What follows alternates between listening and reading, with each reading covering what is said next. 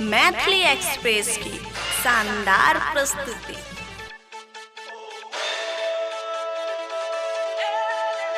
आप सुन रहे हैं सिंगर अल्टर सिंह।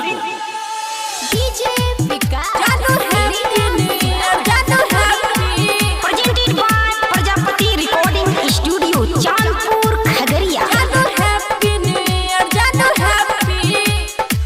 ये छौरिया तुम से जन कैलही नया साल में किए रुस गेलही जादू हैप्पी न्यू ईयर, जादू हैप्पी न्यू ईयर, जादू हैप्पी।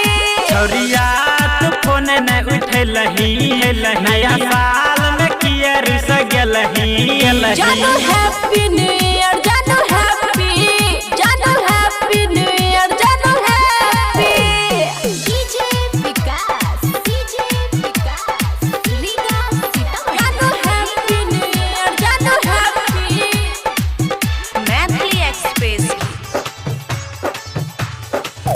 खेत में फूल गेला सरसों पियर गे मिलैले कहिया आई भी डियर गे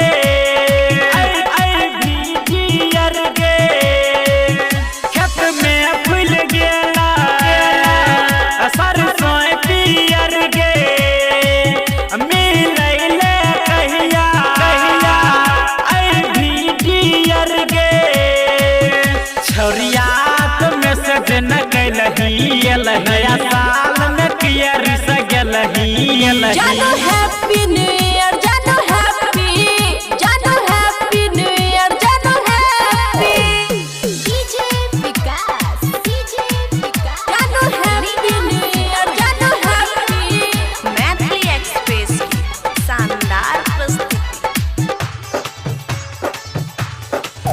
तोरा घर पे गे छौरी हम काज भेजलियो राइटर सोनू सिंह से बात करलियो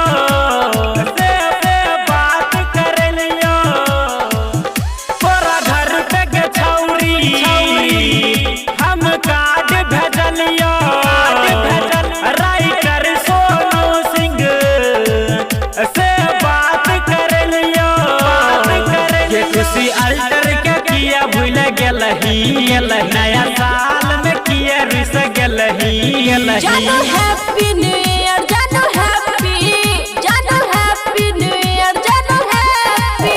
presented by Prajapati recording studio Chandpur Khagaria. Maithili express की शानदार प्रस्तुति।